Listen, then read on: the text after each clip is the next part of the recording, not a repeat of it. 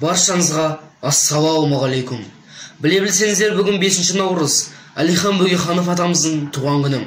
Әлихан Бөкейханов алаш қайраткері, алаштың мен деген қазақ батырларының бірі.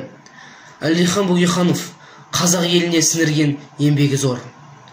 Ахмет Байтұрсынов атамыздың Әлихан Бөкейхановқа арнап жазған "Досыма хат" атты өлеңі бар екен.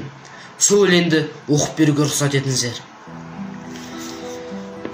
Қырағы қия жазбасын қармай, қажымас қашы жолға тұлпармай, үйілген өлексені өрге сүйреп, шығармақ қыр басына іңкарнай.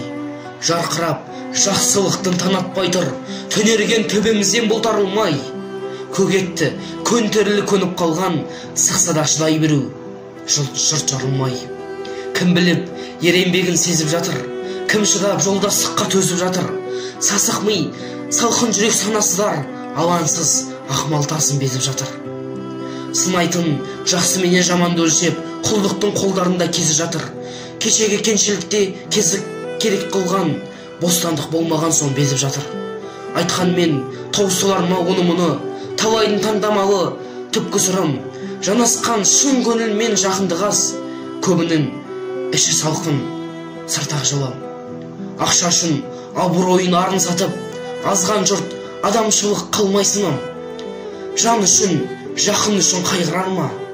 Жаным ал, жақыным ал, малдың құлы.